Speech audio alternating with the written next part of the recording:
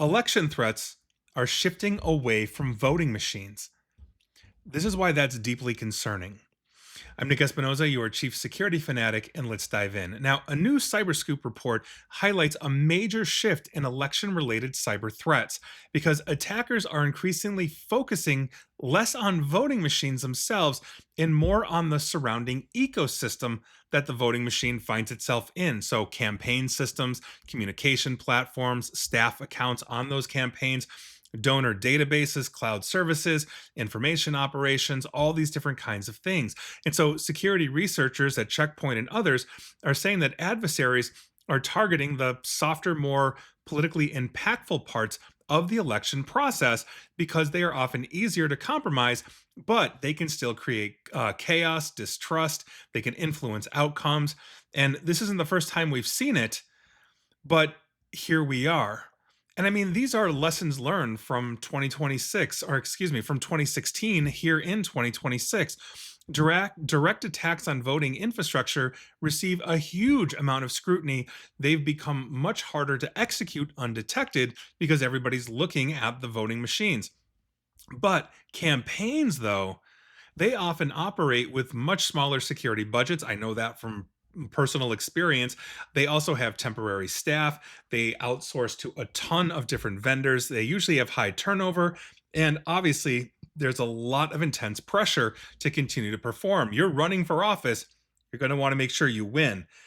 This makes them incredibly attractive. And we've seen campaigns hit before, but the focus on them now, I think, is rather concerning because they no longer, meaning the attackers in the world, need to hack the ballot box if they can hack everything around it. And so here's why I think this shift is just deeply, deeply troubling to me. As somebody that is an avid election watcher in the United States and other places, this is concerning because I think the most dangerous part is that the attackers are moving towards targets where the objective isn't necessarily to change votes, it's to change perception, right? A compromised, campaign email account or donor database, communications platform, all these kinds of things, opposition research, all of these kinds of things, they can produce leaks, disinformation, fake narratives, manipulation of the media. They can disrupt operations. And by virtue of that, they undermine the trust that the public has. And we've seen disinformation campaigns running hardcore since 2015 that we know about. And so this is really getting ramped up, but it's worse now. And I'm going to talk about that. And unlike voting machines, many of the systems basically exist outside of the standard compliance framework that we have for election security. Now, that said, election security protections have vastly been lowered in the United States since 2025, thanks to the basically decimation of CISA, the Cybersecurity Infrastructure Security Agency, which is charged with securing the election or finding those vulnerabilities. You got the staff that's watching it, nobody's going to really watch it. Things are going to get missed for the few that are. So, this is why I think the strategy is smarter for the attackers. So, if we're looking at this from the perspective of an adversary, a threat actor, campaign systems have basically, I think, a much higher return on their investment. Hacking a voting machine is difficult. Oftentimes they're air gapped. If they're caught, it's explosive politically. You're going to get a federal attention at multiple levels if that's ever proven. But compromising campaign infrastructure is easier, it's cheaper, and it still achieves the goal. So, for example, and as I was thinking through, like, what are the things that a threat actor could do by breaking into a campaign or the surrounding campaign things? They could leak internal emails that can damage public trust. We saw that with the DNC and DCCC when the Russians hacked them in 2016. CrowdStrike proved that. Basically, stealing opposition research that can shape media narratives. You can also access donor systems that could expose political supporters when some don't really want to be exposed. Although a lot of that can be found on open secrets, I still think there's an issue there, especially with all this dark money that goes to PACs and everything else. Not to mention compromising communication systems that can simply just spread false information. We saw robocalling during the primary. I believe it was in Massachusetts where somebody was robocalling, masquerading as one candidate or the other to try to get people to either go to the polls or stay away from the polls or tell them that it had been canceled. I know there was a federal investigation into that in the wake of the 2020 election. On top of it, If we're hijacking staff accounts, obviously that can amplify influence operations because it looks like an official staffer sending out something. And the attacker, for the record, doesn't even need to alter the election result directly in a scenario like this, right? They just convince voters that the process itself is compromised. And so people stay home, or people come out in droves, depending on the message, all those kinds of things. This is a huge, huge problem. And for the record, this matters beyond elections because this is a broader evolution in cyber conflicts. Now, historically, cyber attacks have often focused on the infrastructure, the networks, or the data theft. But now, essentially, the attackers, like disinformation campaigns, which are akin to cyber attacks, they're just targeting trust itself. So the objective is becoming psychological, not just political, and it's also social and not just purely technical. So the target is no longer the system. It's basically the confidence that we have in the system. And that's a huge, huge issue. And our current political environment makes this way worse. I mean, several trends are starting to really converge as the intelligence and foreign attackers are really starting to understand and hone this process of effectively messing with a US election. Foreign influence operations are continuing to evolve. Campaigns rely heavily on cloud platforms and third-party vendors. Microsoft Office alone gets the bulk of that. Political organizations are frequently lacking mature security programs. Campaigns run oftentimes as startups, especially when you have younger, less experienced politicians. They don't have these war machines built like a lot of the veterans do. So that's obviously a huge thing. Social engineering still is insanely effective.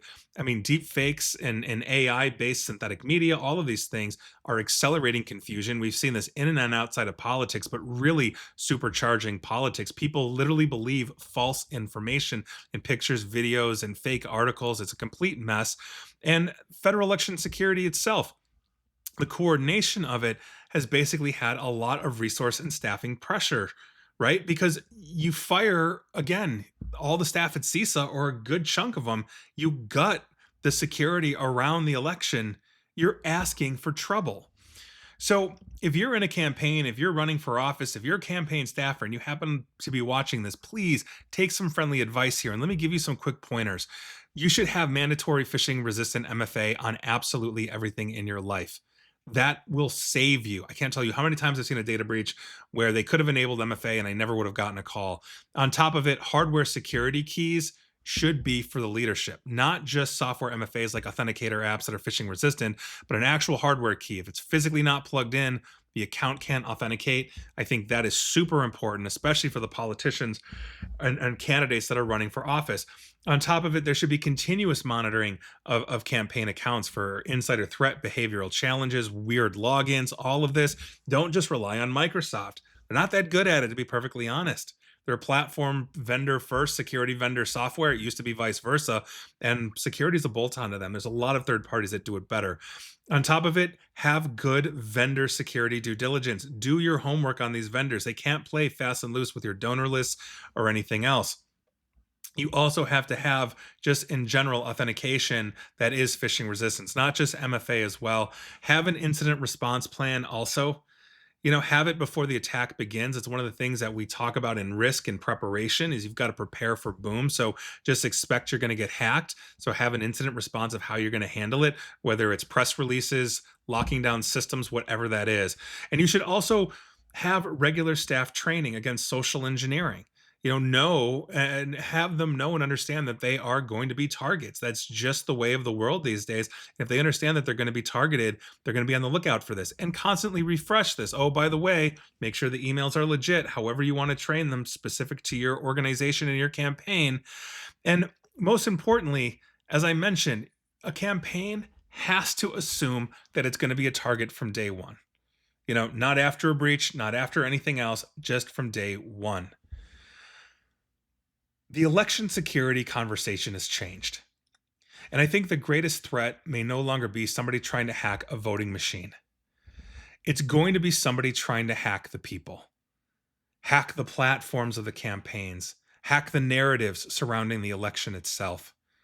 Disinformation is getting supercharged in a way we've never seen it before.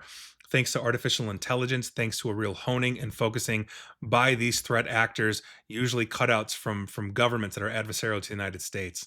We cannot let this happen. We already have an entire subset of the population that believes demonstrably false information, that isn't using logic, that doesn't have an understanding of these things. And I don't care who you think I'm talking about. Cybersecurity is agnostic to politics, but we're not immune from it. We have to shut these things down. So, best of luck to all of us in the upcoming midterm election. Quite frankly, I think it's going to be very contentious. The groundwork is being laid for that. And that's something that we have to take into account. So, ooh, here we go. And I'll see you on the other side. And please like, share, follow me here on Facebook and Twitter at NickAESP. And please feel free to subscribe to me at YouTube as well. And as always, stay safe, stay online, and please, please, please, I don't say private, informed, and secure. Take care.